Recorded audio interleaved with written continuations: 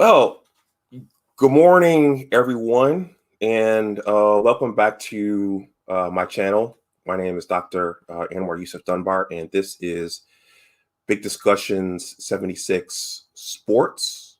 First of all, please like the stream, please share it, and as you know, please subscribe. Give me 1 second here. I'm just going to make sure everything is set up. Normally, I would, in the past, I'd have my phone going, watching my live streams, but I'm going to do this all on the computer, so I can just flip back and forth. Give me 1 second here. Where is it? There it is. Open this window. 1 second here. Mute the mic. All right, got sound. And so I think we're ready to go. We're ready to roll. Okay, well, it is today is February 6th. It is the eve of the Super Bowl. Tomorrow is the Super Bowl between the, I can never get these Roman numerals down, but it's the 2021 Super Bowl between the Tampa Bay Buccaneers and the defending champion Kansas City Chiefs. So we're going to talk about that a little bit at the end of this live stream. But as you can tell, I didn't bring us in with any of our Michigan football music because this broadcast is going to be a bit of a hybrid between Michigan football and the college football and the NFL. So I didn't think it would be appropriate to bring us in with the Victors or Let's Go Blue or that entire soundtrack. So what's this live stream about? What are we going to talk about in this broadcast? Well, I have a guest who's going to join me for the first time here. This is his first time here. I think this is going to be a pretty exciting discussion, and it'll be the first discussion of its kind here on my channel. I was actually wondering what gear I should wear for this. Should I wear some of my Buffalo Bills gear? Should I wear my Michigan gear? And I think that I decided to go with the Michigan gear because at least two of the individuals that me and my guest, Andrew from the Jag Roar Podcast, at least two of the guests I'm going to talk about here that we're going to talk about, I know of through Michigan football. And we are, as a fan base, we are very, very acquainted with these two individuals. So without further ado, I think those are the right terms. That's the right term. Without further ado, I'm going to bring my guest up, Andrew from the Jag Roar Podcast, and we're going to jump in and we're going to talk about who the Jacksonville Jaguars should take in the draft with their number one pick. Should it be Justin Fields or should it be Trevor Lawrence? And again, these are Justin Fields. We know as a part of the Michigan fan base, we have an intimate knowledge of Justin Fields, and Justin has worn us out. Well, no, Justin only played 1 year. Justin only got to compete against Michigan 1 year. And he was going to get a second chance to put the beat down on us this year, but the game got canceled, as you know, because of COVID. But we know that Justin has been the premier quarterback in the Big Ten for the last 2 years since he transferred over to Ohio State. And I know I was looking at that game with fear this year, but it looks like he's going pro. So we have an intimate knowledge of Justin Fields, and we have an intimate knowledge of Urban Meyer. So with that, I'm going to bring Andrew up, and we're going to talk about who the Jaguars should take with their number 1 draft pick.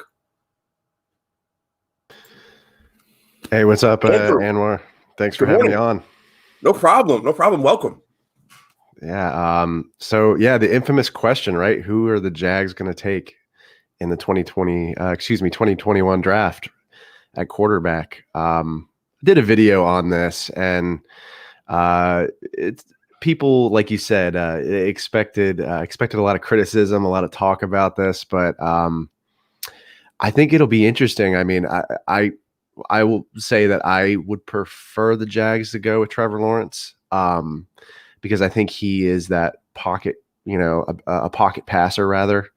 But given Urban Meyer's past, with Ohio State, the type of offenses that he likes to run, with the kind of RPO, like run and gun, kind of the similar stuff he did at Florida, I could see him going with Justin Fields. I think, and people call me crazy, but especially Jags fans, but I think it's very probable.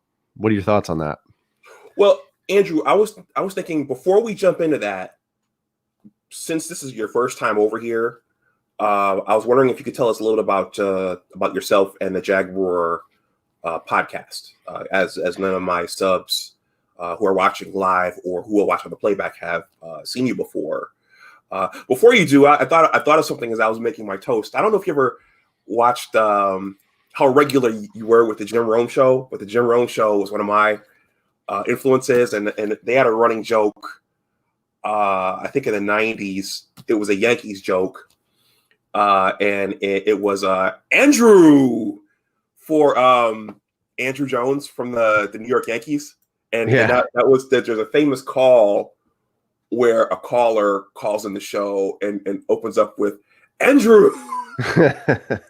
That's funny. So I just thought about that as we were getting started here.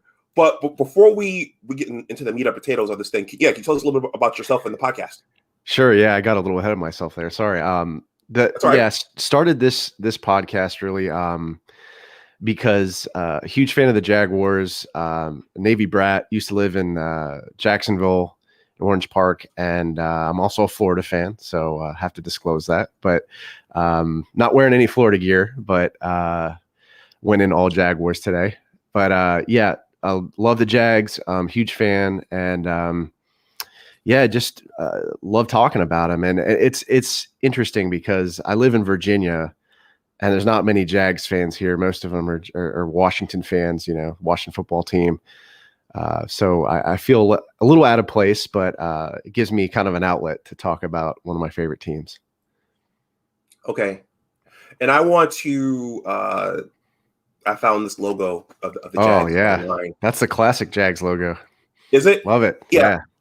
I want to shout out Jennifer Pugh, because Jennifer, a couple of weeks ago when the Bills were still in the playoffs, she hosted a little game watch, a safe game watch, and that's where me and Andrew met. So I wanted to give her a quick shout out for that.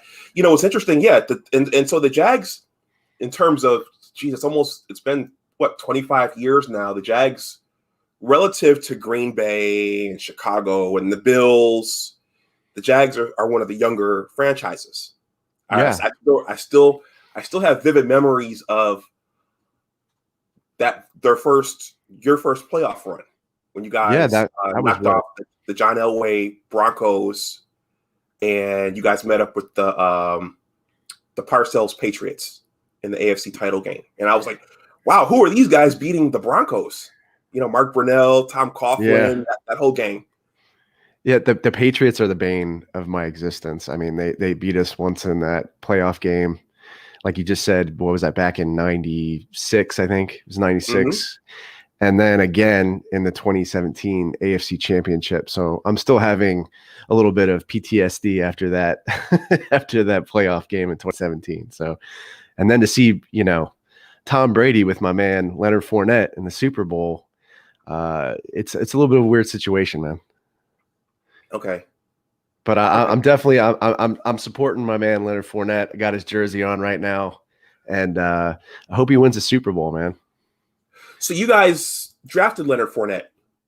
Yeah, we drafted him. I think he was a first rounder out of LSU. LSU. Yeah. And Okay. one of my favorite players, I mean, I think more along the lines of that 2017 playoff run that I was talking about, where it was just, that was his rookie season too. It was just so exciting to watch him play and run. I mean, he's just a power runner. Reminded me a lot of Fred Taylor back in Okay. the, yeah. That's right. So That's right. You guys drafted Fred out of Florida. By the way, there are a lot of we're going to jump in a second, and I have a lot of fans over here who feel like being from the South. Well, you're in Virginia now, but there is the feeling that conferences like the ACC, where Trevor Lawrence comes from, and the SEC, where the Florida Gators are, there's a feeling that those conferences get preferential treatment when it comes time to pick the college football playoff teams. And there's a feeling amongst some fans that the Southern teams get better media coverage and they get better treatment when it comes to the rankings and when it comes to picking the college football playoff. So I thought that was interesting. yeah, I mean, I'd have to agree with you, man. I think a lot of it's, it's a business, right? I mean, it's business decisions, advertising. I mean, some of these, the rankings and all of that, a lot of it, I think, is based off of that type of stuff. It has to do with business. But I mean, there's a lot of great players that come from the Big Ten, and I mean, it's a shame that some of those teams get overlooked. Sometimes. Okay. All right. Well, with that, let's jump into the meat and potatoes of this thing. And also, I'm going to leave throughout this broadcast, I'm going to leave the link to the Jag Roar podcast in the chat. Please go over and subscribe, and let us know what you think in the chat on this topic. This is probably a first of its kind on my channel. We've been pretty heavily, we've been Michigan intensive, Ohio State intensive. This is kind of the first time where I'm kind of melding the NFL with it and potential draft picks and those kinds of things. So how did you come up with, well, I mean, you're a Jaguars fan, but what made you start thinking about this? Are they talking about this a lot in the Jaguar circles, whether or not to take Justin or Trevor? It's really like all over the social media and just all over the place right now, because we have the number one pick. So everyone's, kind of freaking out about it and getting excited. And it's good stuff because we haven't had the number one pick in a long time. But, I think these are two really good quarterbacks. I mean, bottom line, I think we're going to be okay if we get one or the other. And, I think there's a lot of emphasis on Trevor Lawrence, and there's people in Jacksonville are calling, Jacksonville Trevor Town, and there was throughout the regular season there was the tank for Trevor kind of thing going on, which I wasn't 100% on board with because I'm still a Gardner Minshew guy, but I think there's just a lot of excitement because we have the number one pick, and it'll really be fun and exciting to see what ends up happening. I think we could be surprised though. I think the Jags could go with Justin Fields, just given their coaching staff. But okay, Trevor Town. So that sounds like there's already some people are already leaning that way in terms of taking Trevor Lawrence. Definitely. So I know you've created, you shot, I think, 2 videos on this. Can you, again, everyone, please go over and subscribe to the Jag Roar podcast. But can you talk about some of what your analysis found, or what stands out to you about these two guys? Because I know in terms of his measurables, I know that Trevor, what's he like, 6'6", 6'7"? Yeah, he's 6'6", about 200 pounds, 210, I think. And he's got a little bit of height on Justin Fields. I don't think that's too big of a deal, but it's going to help him, when he's got, the defensive lineman's hands up in his face. So it'll give him an advantage in that sense. But Justin is still pretty tall, 6'3", really elusive. I would honestly say he's probably a little bit faster and more elusive than Trevor Lawrence. But he really reminds me of Russell Wilson and Steve McNair.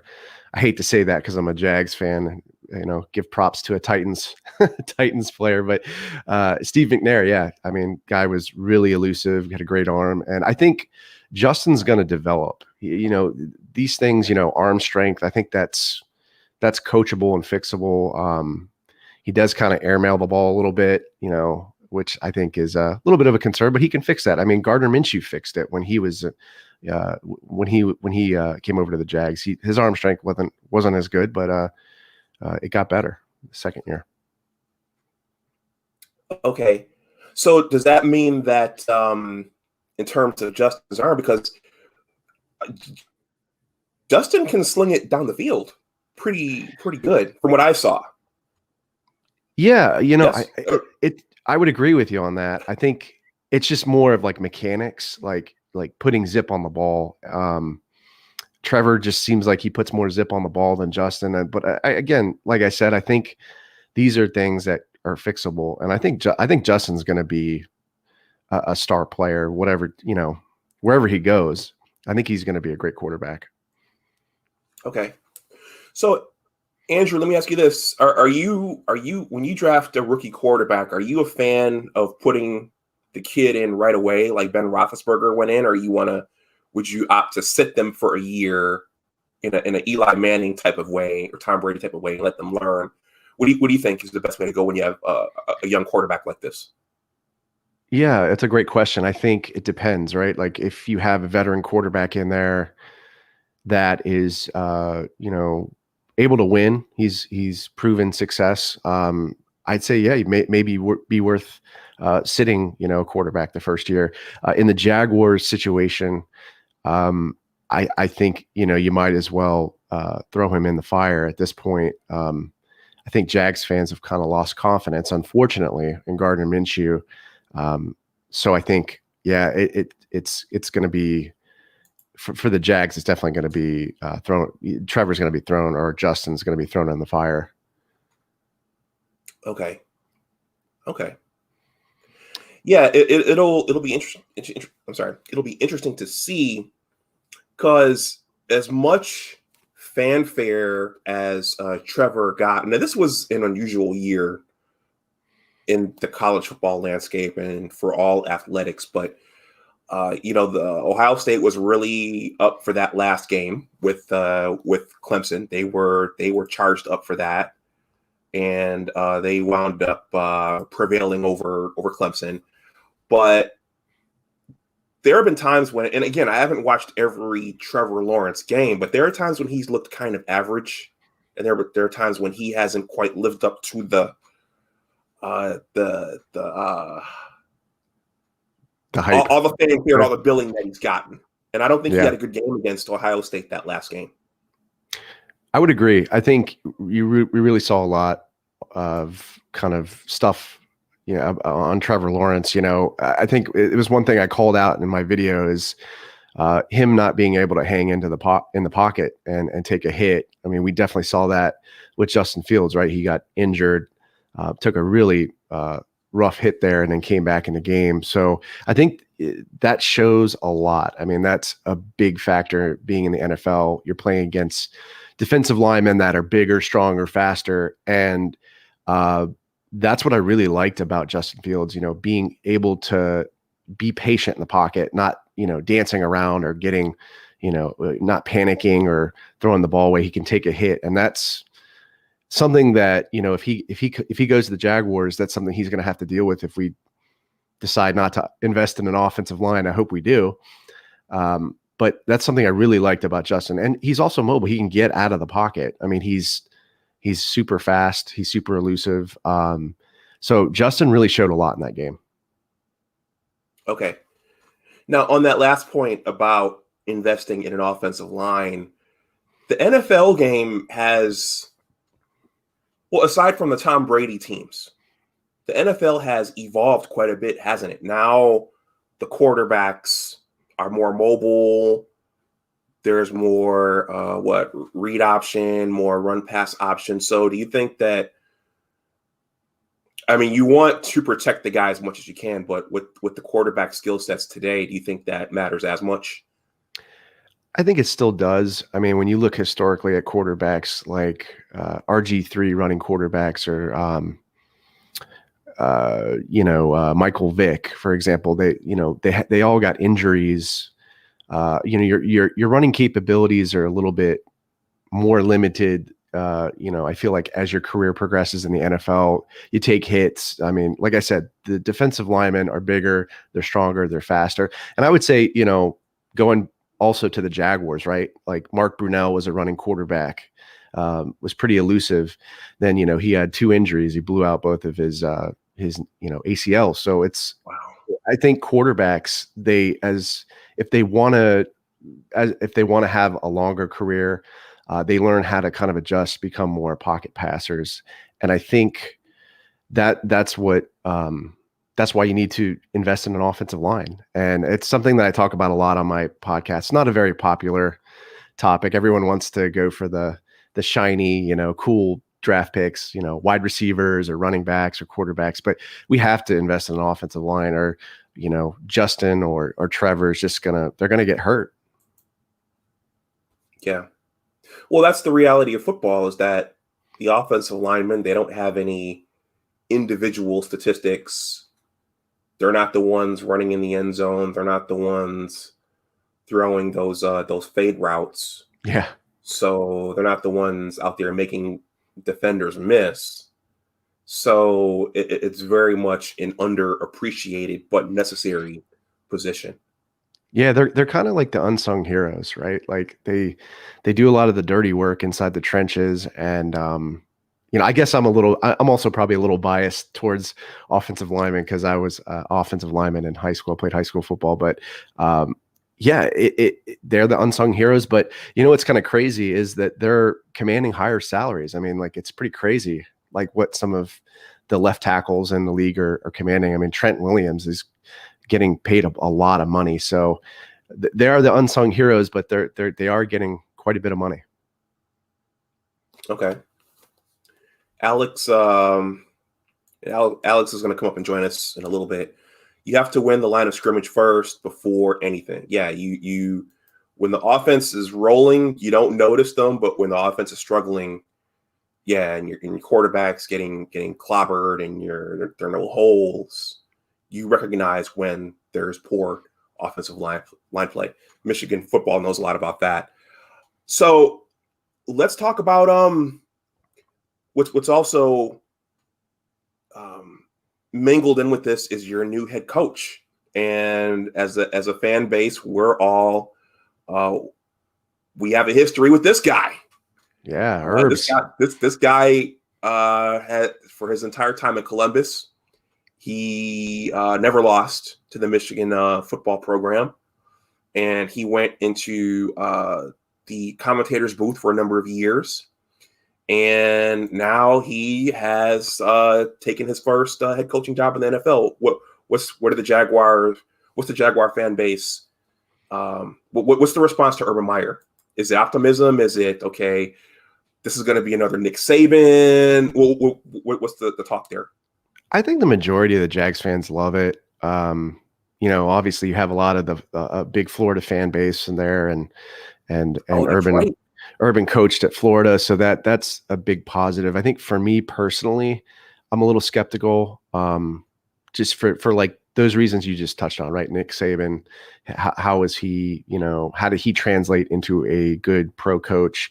I mean, and there's tons of examples. There's Steve Spurrier too. There's Lou Holtz. There's all these examples of coaches that were great college coaches, but did not translate well in the NFL. So.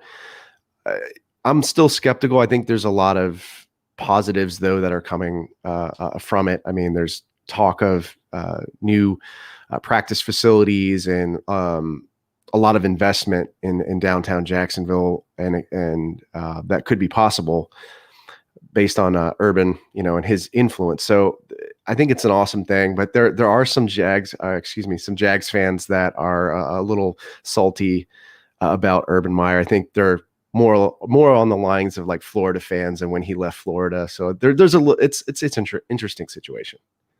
Okay. Now I know that he had his run in Florida, with Chris Leak and Tim Tebow and Percy Harvin. And like, why are fans salty about that? Because he won them 2 national titles. Was it Aaron Hernandez related controversy, or was it just because I know he had some health problems toward the end? That's why he left, right? Yeah, I mean, I think people are wondering, is this going to be kind of a short stint, in Jacksonville based on his health? Is he going to leave? I think that's really where most Jags fans have issues with Urban Meyer, is like him they feel like he kind of abandoned fans in Florida. So I think that's where most of the haterade is, or the fans, they dislike him for that. But yeah, I mean, I get it. I'm a Florida fan. That's why I'm a little skeptical about him. And like, the big question is like, is Urban gonna quit when the going gets tough, right? And the Jaguars, they have their fair share of struggles. So it'll be an interesting situation. I think there's also the culture factor as well.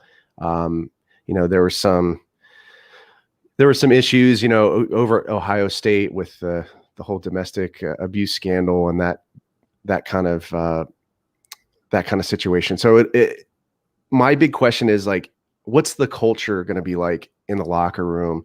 Can he motivate players?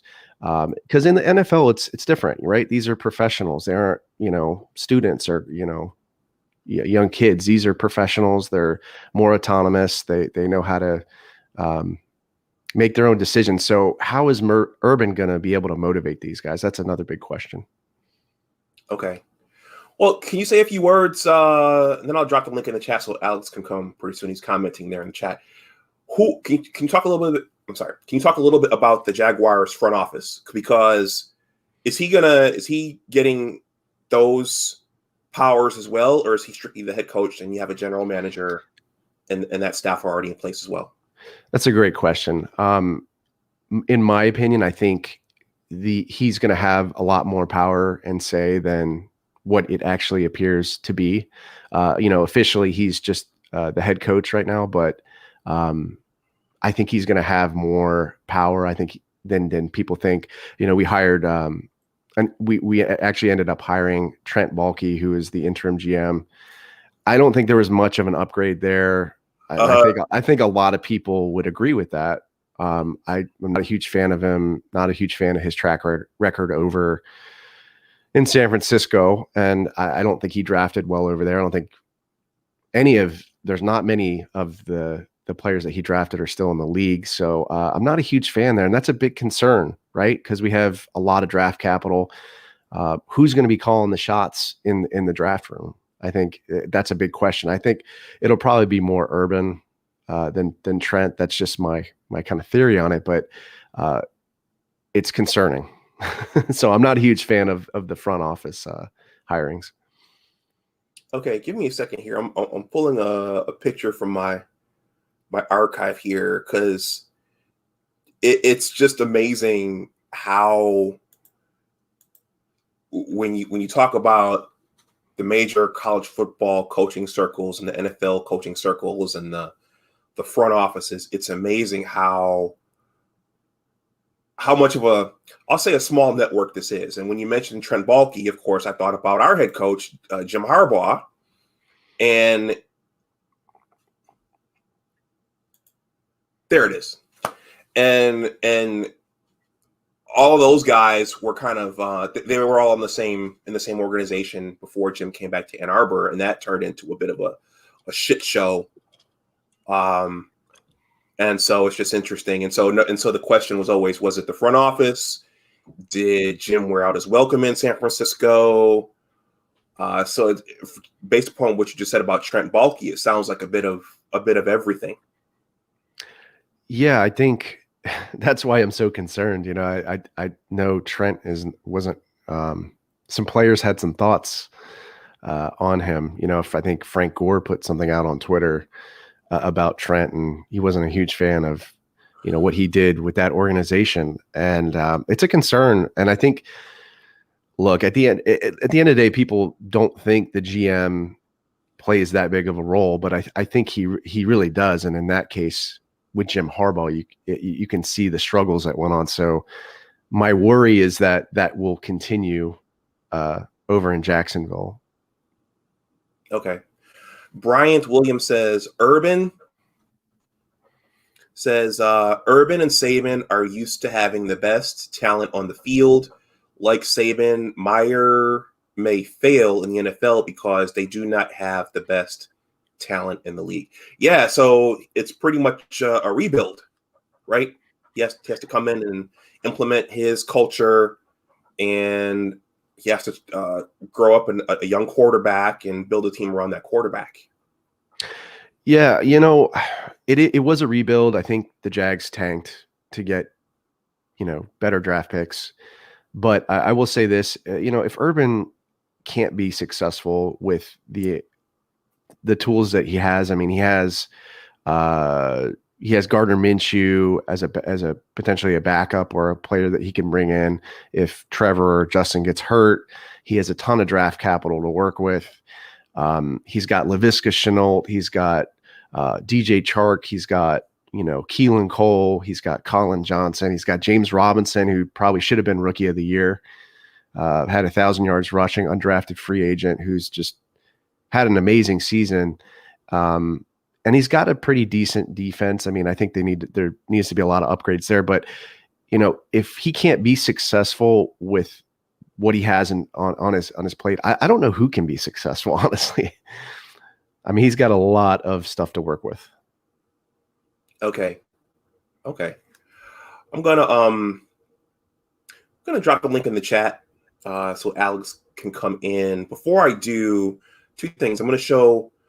It's interesting what you just said. So, do you think that? Let me see. At some point, the Jags just said, "Okay, we're gonna shoot for the number one pick," and they said, "Okay, we're gonna just let this thing go and get one of those top two quarterbacks." Because you hear rumors about that happening in pro sports, but do you think that's what happened?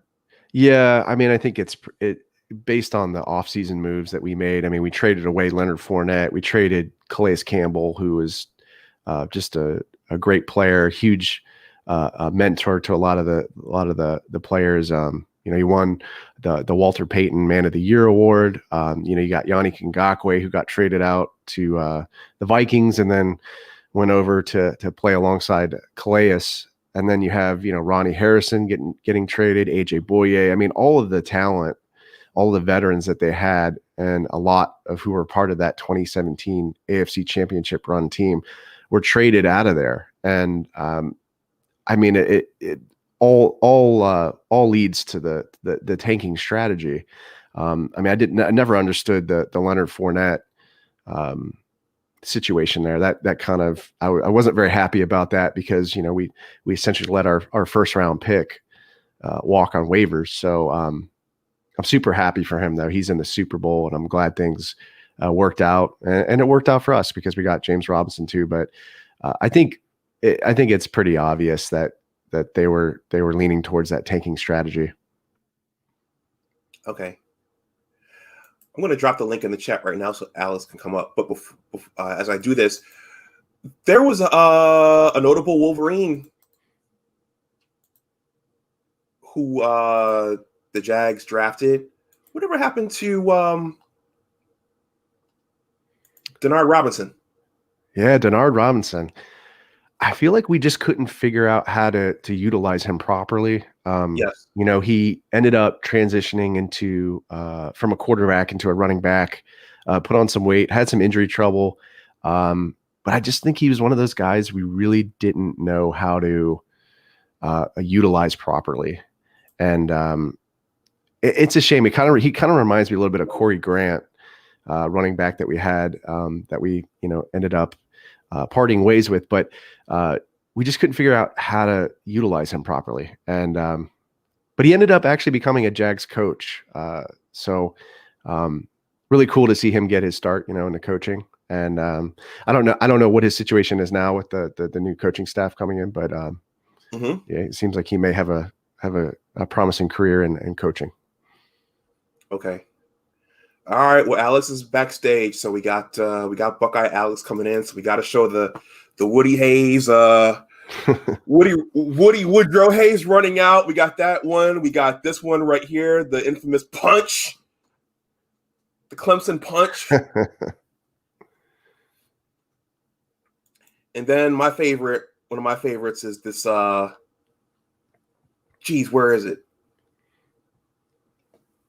I thought I uploaded it. Oh, here it is. Yeah, the Buckeye. Brutus sitting in his lawn chair in the end zone. This is one of my favorite Buckeye. That's awesome. Buckeye picks. Yeah. So, and also Alex, I think he resides in Florida, so he has an intimate knowledge as well of what's happening with the Jags. So, Andrew, meet my co-pilot, Alex. What's up, Alex? Wearing his scarlet and black. How you doing today, Andrew? Doing well. I'm definitely new to your pod, so I'm definitely interested, and I'm gonna jump on that, after we get off here. So I haven't seen a lot of Jag Roar Podcast, so I'm definitely looking forward to listening to your content. Yeah, appreciate it. Yeah, glad to be on. Yeah. So the elephant in the room is, who do you draft?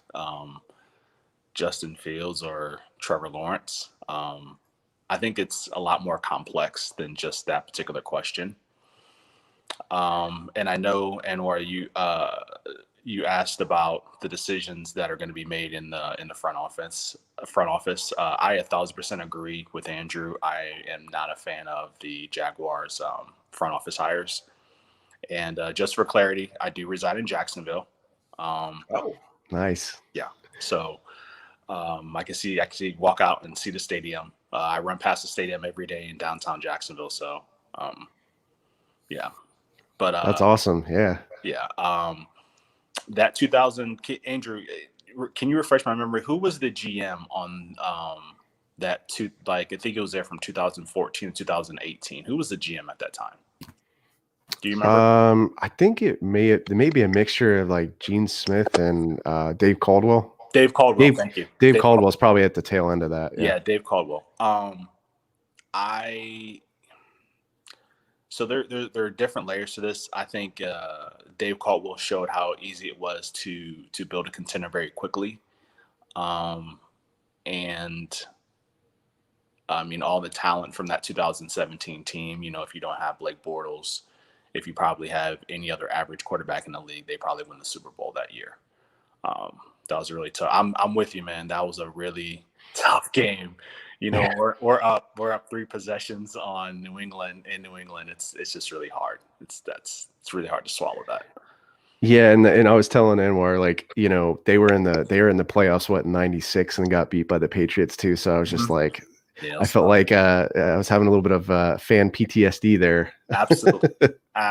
So, just reading and looking at some of the things that I've come across, from what I understand, Shad Khan does want some decision power. I don't know if you've heard that or not. And player personnel, he wants to, make some of those decisions, which scares me because anytime, me too. Anytime the one infamous GM that has decision-making power, his team hasn't been relevant in like 25 years, which is a Dallas Cowboys. So that really scares me. Now, I definitely think that Urban Meyer can probably combat some of those things. And on a lighter note, I know Shad Khan is doing Jacksonville. I'm not sure how familiar you are with the city, but they're doing a very proactive plan to redo all of downtown from Riverside all the way to the stadium. They're wiping everything out. So that's the Lot J, right? That's what you're referring to? Yeah. The Lot J project? Yeah. Mm-hmm. Yeah. So they're knocking everything out from a place called Riverside all the way to the stadium. Riverside is on one side of downtown. The stadium's on the other. Mm-hmm. They're trying to take out everything. They're putting in condos and, they took out the landing. They're just doing a bunch of different stuff down there. So, he's doing his best. He's doing what he can. And I understand, with him, bring a lot of businesses to that area, or at least trying to. He's going to want to have say so in what happens with the football team. That's understandable. With that being said, if I was Urban Meyer and we're having this conversation, I go up to Shad Khan and I say I don't draft either one of them. Really? Honest. Wow. Really? Yeah. So if Jacksonville has had their run on first round quarterbacks. I'm not particularly a fan of drafting quarterbacks in the first round. Statistics show that they typically don't pan out. Especially number one overall picks, they just don't. The numbers are just there. So if I had my choice, I understand there's a situation in Houston. I get on the phone with their GM and say, hey, we can swap 2 Clemson quarterbacks. You give me Deshaun Watson, you guys can have Trevor Lawrence, and everybody goes on about their day. I would feel much more comfortable from a franchise standpoint to bringing a quarterback that's proven versus a quarterback that's not proven. If Shad Khan says no, I want either one of these guys. If I'm Urban Meyer, I probably take Trevor Lawrence because there's just more tape on him. I don't think he has the bigger upside, but with Trevor Lawrence, I think you kind of know what you get. I definitely understand your point about him getting hit in that Ohio State game. I think that was the first time we've ever seen Trevor Lawrence get hit before. I don't think we've ever seen him get hit prior to that. He's always had a good team around him. He's always had a very, very clean pocket to throw out of. He's always had a very clean pocket. Even when Ohio State played them last year, he had primarily a clean pocket. We didn't hit him that much, but for some reason, I just think, Clemson's offensive line was not that good this year as they were last year. And, I think Ohio State's defensive line, the defensive tackles were really, really created a lot of pressure, which is not the case last year. So, he had the ability to run last year, but when you're getting pressure in the middle, and then you can't run outside. I think he's elusive. I think he's more of a straight line runner, not necessarily elusive where he can make somebody miss in the open field or, make a tackle miss and then kind of take off. So in my opinion, I think that point is very valid. I would probably take Trevor Lawrence just because I just think it's the safer pick. You want to think Justin Fields can develop. I think he has a by far higher ceiling than Trevor Lawrence does, but you just don't know if he's going to develop. That's a very big if. That if depends on him. It depends on if you bring in the right people. It depends on the right situation. If Jacksonville is the right situation for him, him being so close to home because both of these guys are from Georgia. I don't know how that factors into it as well. So it's just if I had to, I would try to go get Deshaun Watson if possible. He's young, and Joe Burrow's older than Deshaun Watson, I think, which is weird. I think. Yeah, I like your approach there. Not going with the quarterback in the first round. I like that. It's different. In terms of the Deshaun Watson situation, I think I'd like to have him, but it's what's the price, right? Like, what do we pay? What do we absorb if we take his contract, right? Like, yeah. And we have over $80 million in free cap available to us. So if we take him on, like, the big question is how much do we lose in cap space? Would we lose all of it? Would we lose just a little bit of it? So I think that's like the big question. But I'm not against taking on Deshaun Watson. I think that could work out. He's a proven veteran. The way I look at it is I definitely understand the salary cap standpoint of it because he did just get a new deal. I think he's making about 20. I'm not sure if Abdul's in there. He can pull it up, but I think he's probably making around 25 or 30 a year. 25 or 30 million a year. But, I think it's just one of those things where you got a guy who can get it done versus a guy that that can't. So, are you willing to pay that price? And I mean, you have a bunch of first and second round picks over the next couple of years. You draft offensive linemen. I'm not a big fan of Laviska Shenault personally. I do like DJ Clark, big fan. Yeah, I'm a big fan of him. I think he's really, really good. But I'm not a big fan of Laviska Shenault. Although I loved him in Colorado, I just didn't really see, I guess, what I wanted to see from him. But that could be a number of reasons why. I mean, defense is defense. I mean, we've proven that, we can get people in there. I know the situation's very different, but, with the amount of first round picks and second round picks that we have over the next couple of years, I mean, we could build that defense up the same way we did, a couple of years ago. And if you have a quarterback, offensive line, running backs, you can pretty much grab them anywhere. If you don't like what we have now, and you can just kind of hit the ground running from there. So, but I think the main thing with the Jaguars that's been missing is that we haven't had the quarterback. We drafted Bortles, we drafted Gabbard. The gentleman before that was pretty good. He's on the Buck staff now, but Byron Leftwich. Yeah, Byron Leftwich. He was pretty solid. Had a really funky release, but I think that's the one thing that's really been missing from the team is the quarterback, and I just feel really, really uneasy about going into the draft, drafting another rookie quarterback, hoping that he develops when you have somebody out there. Yes, it might be a little uncomfortable. Yes, it's a little bit outside the box, but we know the guy can get it done. And I don't think at the end of the day, neither one of these guys are ever going to be as good as Deshaun Watson is. So, can I jump in for a second? Yeah. So speaking of Abdul Gaines, and speaking of one of Deshaun Watson's biggest advocates, Abdul Gaines says, Trevor isn't significantly more talented than Justin. The biggest difference between the two is experience. The experience Trevor gained in replacing Bryant in 2018 helped him immensely. Yeah. So, Alex, yes, you did surprise me with what you would do. That's not what I expected you to say. I figured as much. I like what you said about the defense, man. We got an Ohio Stater in there, Devon Hamilton at defensive tackle. He's played real well, so it's excited to see what he can do. Yeah. I look at it from, college is college. We're talking pros. It's a completely different ball game. You have to, primarily you have two ways of winning in the NFL. And that is, you bolster your roster, you get a QB on a rookie contract, and then you just kind of go for it. Right.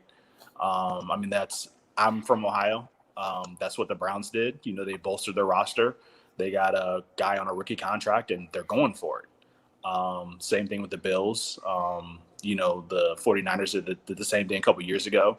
Or you can bring in an aging veteran, like a Tom Brady or something like that. So there's primarily two different ways to really become a contender overnight. And I just prefer the first approach that I mentioned. I just think that, you bolster your roster, you get a quarterback, and you go. I'm not a fan of rookie quarterbacks. The last one that I really liked was Andrew Luck. The other ones, sometimes they take a couple years.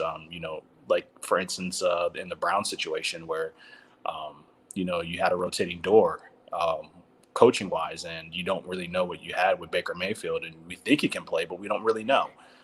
So do you want to give him, millions of dollars to find out whether or not the guy can play or not? And what if the same thing happens in Jacksonville? Because Jacksonville coaching wise has been a revolving door, so to speak. So, how would you feel if you draft one of these guys and let's say Urban Meyer doesn't work out in 3 years, and then you have another guy in there? It's a new offensive system, new coaching staff, etc. And then, the fifth year comes up and we don't know what we have in either one of these guys. Do we pay them? I just think that puts the organization in a really funky spot. I feel like the organization's been doing the same thing over and over and over and over and over again. And I just think it's time to really look at it from a different perspective. You have to do something different if you want a different result. Absolutely. I think the big question is, one of the big questions I have really is, what is the vision for this team? Like, where do they want to go? Absolutely. Do they want to win in 2021? Do they want to win in 2022? What's the vision? I think that's really unclear. Shad has said publicly that he wants to win now, but obviously tanking in 2020 and going, winning one game, that the results definitely don't point to wanting to win. So I think that's the big question. For me, if I was the GM, I think it's 2022. I think you draft, you prepare for the next year and go from there. But I think it's just unclear. I agree. The unloading of, Calais Campbell and Ngakoue really got under my skin. Me too. Calais Campbell is such a man. He's such a. I've met him on numerous occasions. He's such just randomly. Like I saw him out at the beach walking one time. I saw him in Publix. Nice. He's the mayor of Jacksonville. Yeah, he's just a gentleman, man. He's just such a loved guy. Like not a player, just a loved person. And I think they did him justice by sending him to Baltimore, giving him an opportunity to win. I think that was a classy move from an organizational standpoint. But man, it's just such a loss, man. That just the way they, like you said, it was clear as day once they started unloading guys. I personally feel like they could have kept those guys, and just wait to see what happened. They could have went after Stafford, who's not Deshaun Watson, but you go after Stafford, you bring in some offensive linemen in free agency and through the draft, and you're right back where you want to be in a year. I don't like the way that they've handled, the last season and, their approach to the off season. And I think, I'm a fan of Urban Meyer. I think my problem with the hire is that there's nowhere else Urban Meyer could go. So he couldn't go back to college because he's already scrutinized by Florida fans. And Ohio State fans would just not have it. We just would not have it.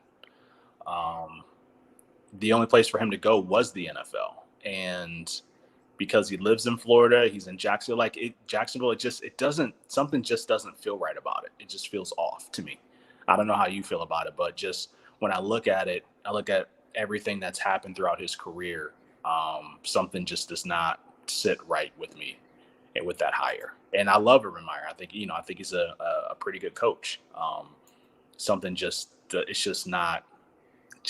off with me. Yeah, I would agree with you. I mentioned this in one of the videos I did about the Urban Meyer hire. Is like I feel like Shad is potentially taking a page out of the Dan Snyder playbook here in Washington, hiring Steve Spurrier and the Vinny Serrato, as GM, and Steve Spurrier had kind of a short stint here in Washington. And I fear that could be a similar situation with Urban Meyer, that it's just kind of a show, a marketing stunt to bring in, hype and attention for Jacksonville. Mm-hmm. And I just don't think he's the best culture guy either. Just with some of the stuff that happened, with some of the teams and the organizations that Urban Meyer's been a part of, it's just one of my fellow Jaguar YouTubers said it was making a deal with the devil. Yeah, and I know you really didn't speak on the Zach Smith situation. That was really weird how all that came about. But I can say, from an insider perspective, there are a lot of players that play for Urban Meyer that absolutely hated him. Hated him with a passion. Absolutely. Wow. They played there because they knew it was, a very good route to get to the NFL. So they endured, what came with it. But as a person, they hated him. They just hated him. So, if you notice, not a lot of players speak out about Urban Meyer. I don't know if and then nobody talks about it. And I hate to say it, as a Buckeye fanatic, but the fans love him. But a lot of players rarely speak out about him. It's very rare. They don't speak about him the same way they speak about Dabo, the same way they speak about Saban. He's not a player's coach, in my opinion. He's very, very similar to a Jim Harbaugh, where he just grinds and grinds and grinds and grinds you down until there's nothing left and it's time for him to move on. Hey guys, let me read through some of these comments. If you haven't, please go over and subscribe to the Jag Roar podcast. I put it there in the chat. Denzel Merritt says they both suck. Just kidding. Got to get y'all riled up. How is everyone? Abdul Gain says offensive lines don't automatically make quarterbacks special. See Baker Mayfield. We're gonna have that Denzel conversation. Merritt says, but I'd say Justin, as much as I love Michigan, I think he's a better fit for the Jags. Abdul Gain says Deshaun Watson is special regardless of the offensive line. He plays behind the QB, is everything in pro football. And Bryant says, I like that position to trade for Deshaun Watson. 3 first-rounders will be Whoa. And then Abdul Gain says, Harbaugh and Cap, birds of a feather. So, whoa. I'll put that back up. I didn't say that, Mr. Williams. I mean, I personally think, I think the potential. I think maybe a first and a second. You know, you give up that first round pick and then maybe a second to get Deshaun Watson. 3 firsts, that's a lot because, I mean, it's very hard for, I think, somebody to, especially a QB, to project to be as good as Deshaun Watson. I mean, I think, you know, when you talk about the best quarterbacks in the league, you know, I think it's obviously Patrick Mahomes, Russell Wilson, and Deshaun Watson. So I think Patrick Mahomes is like 1A. He's just 1. And I think 2A and 2B would be like Deshaun Watson, Russell Wilson, and then everybody else, in my opinion. So, I mean, I can understand like 3 first-round picks. That seems a little crazy, but you don't want to take the cap hit that's going to come with them, and you also don't want to mortgage your future at the same time. Yeah. It's funny you mentioned Russell Wilson, Alex. You know, we just hired our offensive coordinator, Darrell Bevel, and he has a past with Russell Wilson. And when they brought him on, that's what made me think that they may go for Justin Fields, is because Justin Fields has like a lot of, I think, similarities to Russell Wilson. I mean, they're both baseball players also. Yeah. Oh, wow. I mean, they're both fast. They both can get out of the pocket, you know, and just amazing playmakers. So I think Justin Fields could be very, very probable for the Jags to draft. That's a very good point. I saw that, but I did see that the other day. I did want to comment on one thing. I'm curious when you mentioned the arm strength. I think Justin likes to air it out a little too much, in my opinion. And I mean, Ryan Day has said, you know, he just has to learn how to take what the defense gives him and move on to the next play. And I think he wants to hit a home run and drop bombs to Olave, you know, every chance he gets. But I think he has.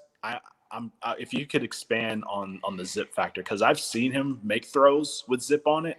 So could you expand on exactly what you were seeing in regards to the difference between Trevor Lawrence and Justin Fields in that regard? Yeah, I think it's more of, like you said, the deep ball, right? Like where he airmails it. Yeah. And I think forgive me, because I'm very nitpicky about these type of things, especially when you have to deal with Kyle Trask, who's the Florida quarterback, who definitely airmails it as well. So I'm a little picky there. But yeah, I just saw it looked like he kind of airmailed it, you know, on the deep balls. And I was telling Anwar in the beginning, I think that's something that's a mechanics thing that can be fixed. It's very nitpicky, like I said, but I don't think it's going to be an issue. And I think it's something that he'll be able to fix in the NFL pretty quick. Okay. One thing, and I understand the ailment factor. One thing I absolutely do love about Justin Fields' deep ball, some quarterbacks, when they throw a deep ball, it's even though they might have zip on it, it's kind of like a straight line. When Exactly. Justin Fields throws deep balls, the balls come. It's almost like the ball angles down for the receiver to catch it. I've only seen it. I don't really pay attention to that, but I think since I've been watching him, I've paid attention to it more, but I've never prior to him, not saying obviously other quarterbacks, I'm sure I've done that, but it's not something I've ever paid attention to. And I just thought that was like, I don't know if that makes it more of a catchable ball when the ball's coming, like say on a 40-yard route and he's airmailing it, but it comes up and it almost like drops down. So all the receiver has to do is just open its hands and catch it versus something that maybe has a little bit more zip, and that could be route, that could be coverage, that could be a bunch of different factors on that. But do you see that with Trevor Lawrence, or is that something is that normal? I saw it with Trevor Lawrence. He put, it's more of a line drive, and as opposed to Fields, who, he kind of put some air on the ball, which is, my big concern with that is just, are those defensive backs going to be able to pick those balls off pretty easily? Yeah. Because just the corners, they cover better in the NFL. They're true. So that was just, it's a very, like I said, a very nitpicky thing, because these quarterbacks are so good. Mm-hmm. They're pretty equally matched, honestly. I think it's just kind of little things that I notice, like height, more like physical traits, mechanics that they kind of differ on. Okay. I'll definitely take a look at that. In both of your esteemed opinions, what things would they have to work on? Is it throwing into those tight NFL windows? Is it changing protection schemes at the line? Is it just, what do you think they both have to? I guess should I start, or Alex? Go ahead. I think one thing that they definitely can work on, and I think this is just with every college quarterback, is their reads and progressions. They're gonna need work on that. It's just a different speed. They're gonna have to be able to get rid of the ball faster. What I'd like to see is a guy that I really like is Roethlisberger, even though he plays for the Pittsburgh Steelers. I got to give him credit on getting rid of the ball fast. That guy can get rid of the ball in 3 seconds. He's not the most mobile guy or fast guy, but he can get that ball out. And I think that's going to be a big thing for Justin Fields and Trevor Lawrence, is being able to, read the defense, make those audibles, and get rid of that ball fast, because when they're sending pressure, it's going to be difficult. Yeah, I find it interesting.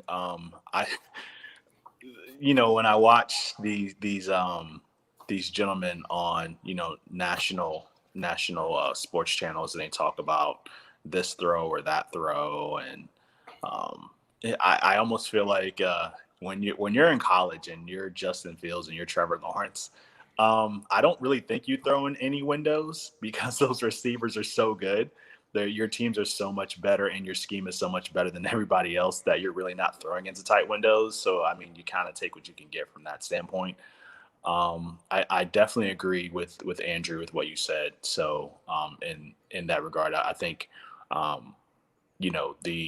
reads is really big. I know both guys, definitely need some work in that regard. I think Justin a lot more than Trevor.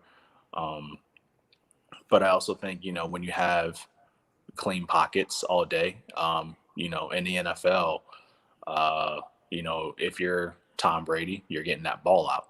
That's, if you're Drew Brees, you're getting that ball out. If you're Patrick Mahomes, you might have a really good play action just because you have the running backs that you have, which are just ridiculous, and Hilaire and Bell. But, you might have time, but you're primarily getting that ball out as fast as possible. And, I think especially with Ben Roethlisberger, that's something that he learned over the years, because, he came into a loaded team, and he used to hang on to the ball a lot in his earlier years. And then I think as that offense changed, you left from a power running team to more of a pass first offense. You learn to get that ball out quickly before, defenses can adjust, before, linebackers and corners can get in position. So, I definitely think that's a really big factor, and I 100% agree with that assessment. Okay. I'm going to read a few more of these comments. Let's see. Denzel says, "Don't talk about Jimmy. That's my coach," in his T.O. voice. That's a little T.O. Terrell Owens reference there. Tony That's Romo. My coach. Bryant Williams says, "Detroit received 2 first-round picks plus a third for the aging Matthew Stafford." Right, but are they able to get Trevor Lawrence or Justin Fields? That's the difference. Bryant Williams says, "Watson is younger and better." Yeah. And Abdul Gaines says, "I think it was Caldwell and Tom Coughlin heading up football ops." Yeah, Tom Coughlin was a bit extreme. They definitely need to change the culture, but I think he was a little too extreme for the modern players. I mean, he said like they couldn't play pool. Like it was weird. Yeah, I think he really messed things up. Like the NFLPA had like a bunch of complaints. Yeah. Against the Jacksonville Jaguars. I mean, I love Tom Coughlin for his coaching career, but he kind of screwed up the culture coming into Jacksonville, and I feel like we're kind of blackballed in the NFL, right now, like because we're lots of great Jags players like James Robinson getting snubbed for the Pro Bowl. I think that kind of stuff. May not be publicly said, like, hey, the Jags, have a bad rep, but I think people are talking. I think the players are talking. And, absolutely. And and especially, players talk about the Jags after they leave, not in a very good way. They were, you had the situation, and I mean, we saw it play out real time, which was crazy. We had a team actually mutiny almost against the quarterback. I mean, the entire defense was like, this guy sucks. Please get rid of him. And the organization wouldn't do it. I mean, and I don't know if you remember that, Andrew, like players wanted Blake. They hated Blake Bortles. They hated him. Primarily because he was at Wacko's all the time, which is a strip club in Jacksonville. But oh boy. There's that piece of it. He spent a lot of time there. So and then they kind of reversed on Gardner Minshew, a guy who's, wants to be there, wants to win, is getting injured. And it's like, all he wants to do is win and help move the team forward. And then they kind of turn on him too, so that they can tank. It's kind of a crazy situation. I agree. Yeah. It is. So as Abdul Gaines likes to say, his mind was not on football. His mind was not on football. Not at all. Not at all. All right, guys. Well, we're just over an hour. Unless you have any more comments on the future of the Jags, and I'll be paying attention to this now myself because this is very interesting with Herb going down there, and I'll be looking to see which quarterback they pick up and what happens to those quarterbacks. Do you guys want to give a prediction on tomorrow's game? Or any thoughts on tomorrow's big game? I want Tom to win because I hate Bill Belichick. Wow. And I hate Bill Belichick because this is going to be a little twisted, so just please follow me. I hate Bill Belichick because in Cleveland we had him. And in my mind, I had that Denny Green, that we had him and we let him off the hook. Like we let him go, we fired him, and then he goes over to New England and the dynasty begins. And but I think, outside of all that, I think we're seeing a change of the guard, and I just think right now it's Pat Mahomes' time.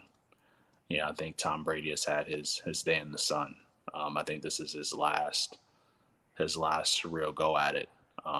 He might come back next year, but I think it's I just think it's a change in the guard. I think it's it's Kansas City's league right now, and we're just playing in it. So yeah, I think as much as I dislike Tom Brady being a Jags fan and how he ruined our potential Super Bowl run there, I'm rooting for the Bucs just because of Leonard Fournette. I'm rocking my Lenny Fournette jersey right now, and really rooting for him. I think he was kind of dealt a bad hand over in Jacksonville. So I'm rooting for him. I want him to win a Super Bowl, and I think the Bucs win by 10. I mean, they are playing at home, so aren't they playing at home? They're playing at home. They are playing at home. First time it's ever happened. I mean, Tom Brady's the only player I ever liked from Michigan. So, that being, I mean, I want him to win. I just think Kansas City will win. I'll say that.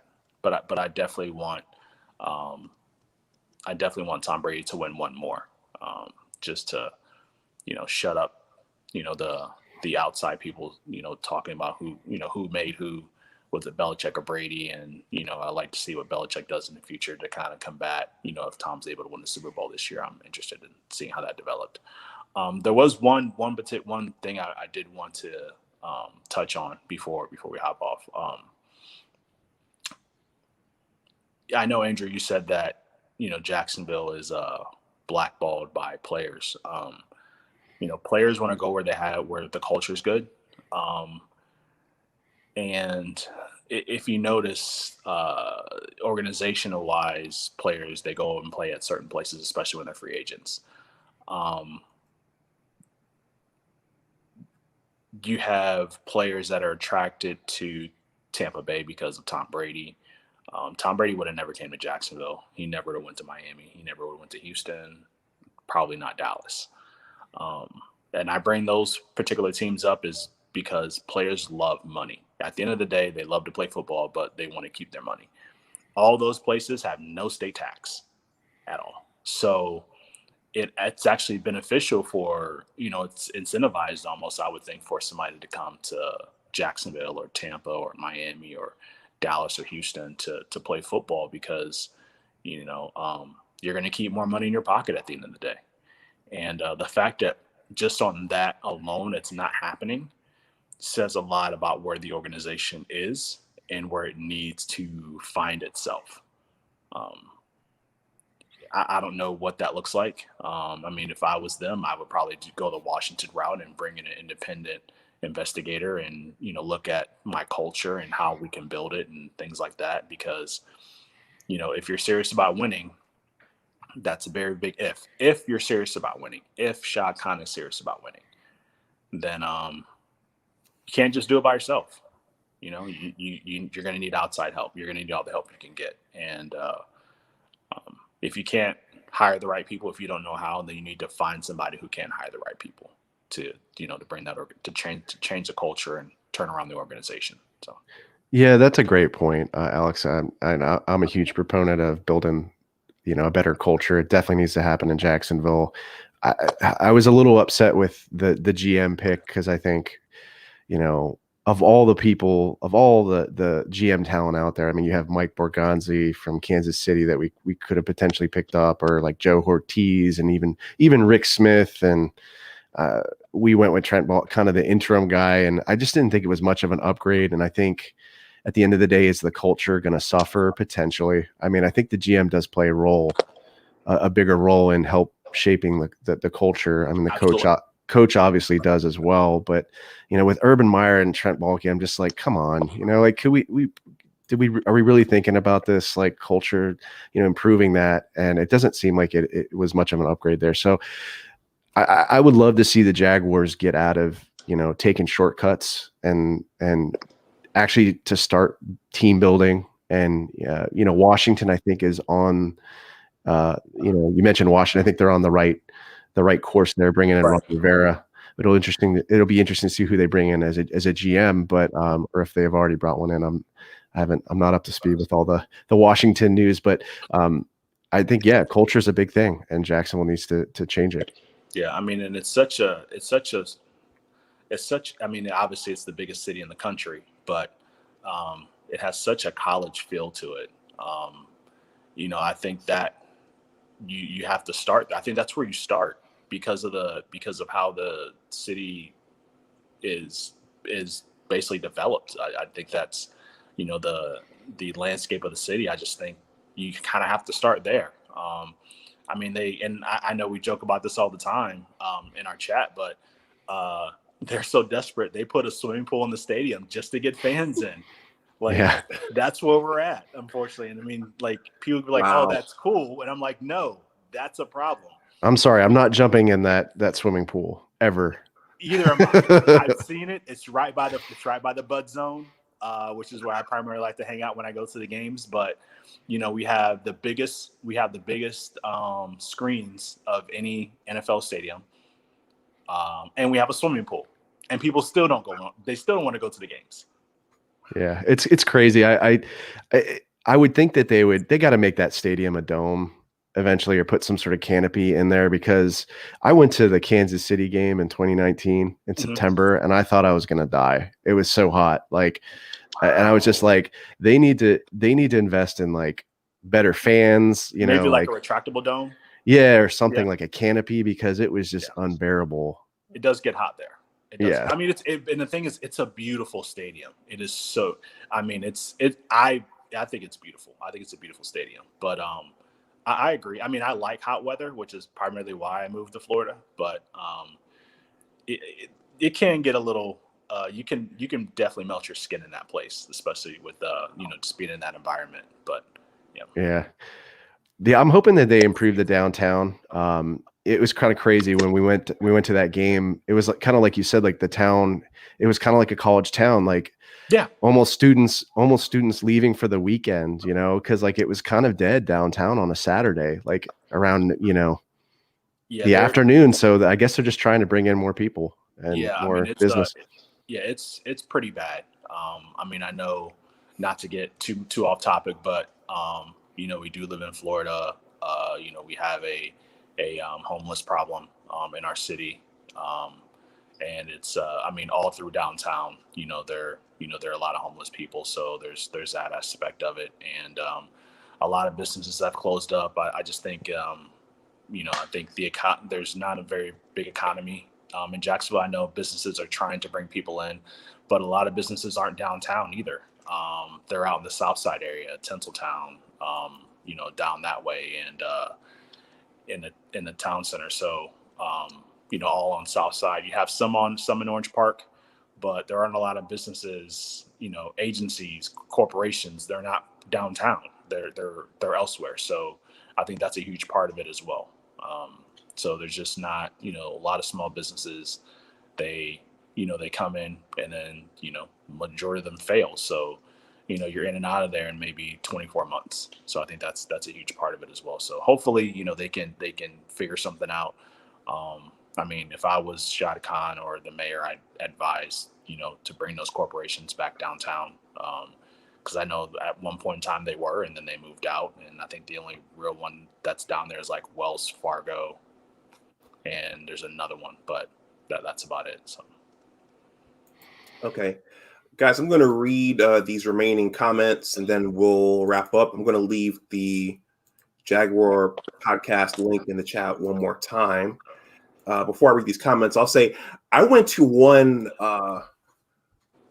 football game in the South that I remember, and that was at UGA at Sanford Stadium in Athens, and that was the hottest game I'd ever gone to. I mean, I was miserable, so I can only imagine what that's like in that Jacksonville stadium. Yeah, I think the best games, especially down here, are definitely between the October, November, December games, or because I mean it's still hot, but it's not it's not 103 degrees. Yeah. Denzel Merritt says, if my homeboy wins, is he already goated, or does he need at least 3 like Jordan? Denzel Merritt says, shit, if you ask me, Brady made Bill. You see how trash they got when Brady left.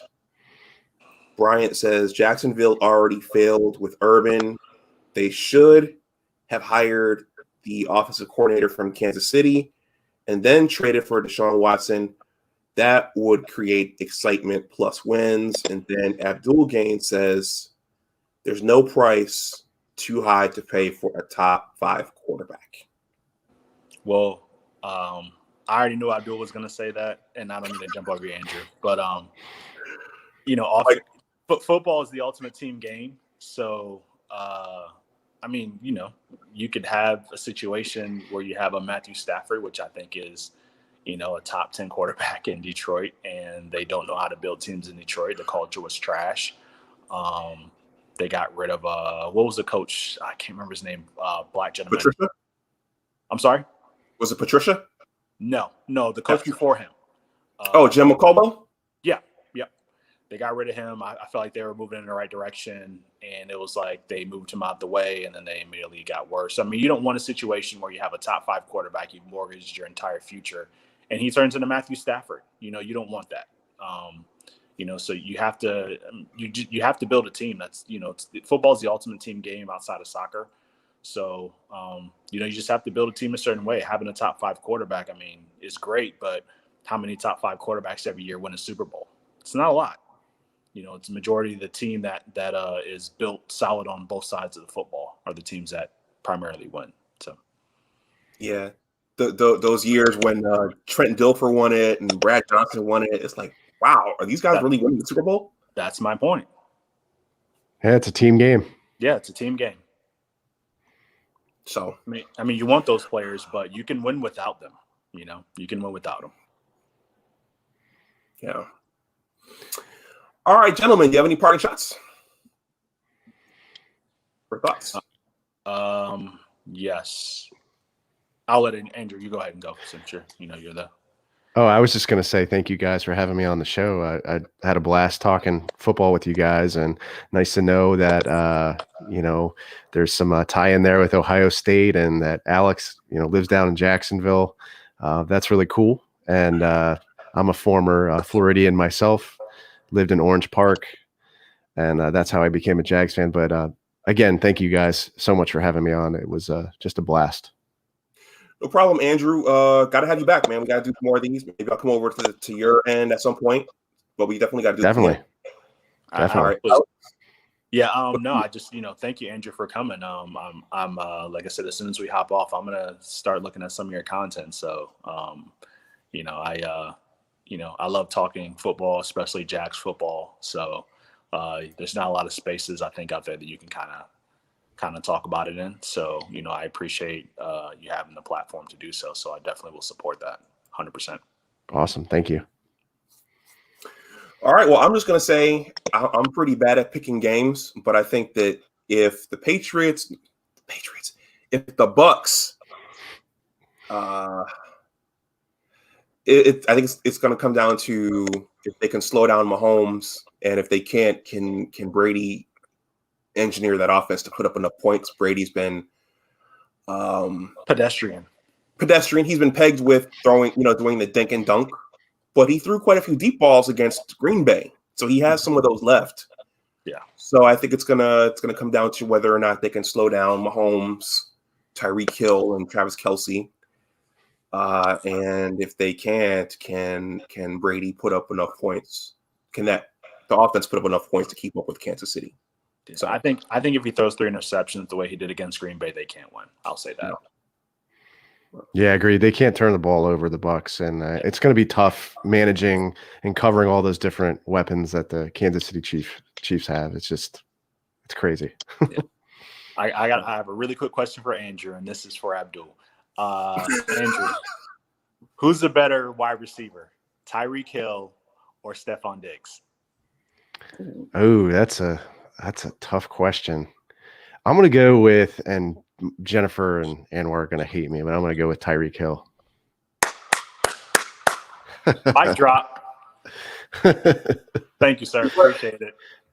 What was Abdul Gaines? Was he? Were you guys going around and around in circles over that one? I think we did a couple days ago, and I was just like, he's saying. Remember, I don't know if you remember. He said that Stephon Diggs should have an MVP vote, and I'm like, Stephon Diggs isn't even like a top 5 wide receiver in my opinion. And then we had that conversation. So I don't think he's a top. I mean, I think he's top 10. I don't think he's a top 5 wide receiver in the NFL. So. Okay, yeah. But he's good, though. He's really good. He's really, really good. I don't want to make it seem like he's not good. He's really, really, really good. Yeah, he's had a good year. I really hadn't heard – I heard the name, but I hadn't heard much about him until he came to Buffalo this year. But we've been hearing about Tyreek Hill for a while now, so I never knew that was a thing. Yeah. I mean, he had Adam Thielen on his team, and Adam Thielen was better than him. So – I mean, they're both really good. He wasn't getting the ball and he wanted out, which is fair. I mean, they're both good players, but it is what it is. Thank you, Dante. Appreciate it. Dante says Tyreek Hill by far. And then Bryant says Hill. So, all right, Abdul Gaines, you're outvoted. I love that picture, by the way. Tyreek Hill. Sorry? I said I love that picture, by the way, of Tyreek Hill. It turns out, I guess his nickname is the Cheetah. My best friend says it's Cheetah. Yeah. So he's like, see ya. Yeah. Andrew, do you do live pods? I do. Usually I do like a play-by-play live stream, live reaction of the Jags games. So Okay. I'll do that. And then I occasionally I did my first live stream of me playing Madden. So I'm not very good, but it's entertaining. Okay, cool. I'll definitely check it out. Absolutely. Yeah, I will too. All right, everyone. Andrew, Alex, thanks for coming up. Everyone who watched live, thank you for watching. Please like, share, subscribe. I left the link to the Jag Roar Podcast under this video. So if you're watching on the playback, you can subscribe there as well. Everyone, be safe out there. Enjoy your weekend and enjoy the Super Bowl tomorrow. I'm going to read this comment, and then Denzel Merritt says, how do y'all feel about our team's Big Ten games for 2021? Yeah, the schedule came out. We'll address that in another installment because I know Alex has a lot to say. It doesn't matter because we're going to win anyway. We can play on Mars. It doesn't matter. If you show up, if you don't show up, you're still going to lose. It doesn't matter. Yeah, so get ready to hear lots and lots of that. So, sorry, Andrew. Sorry about that. All right. Everyone, thank you for watching. As always, remember that your attitude determines your altitude. Take care. I'll talk to you the next time. Thanks, guys. Thank you, guys. All right.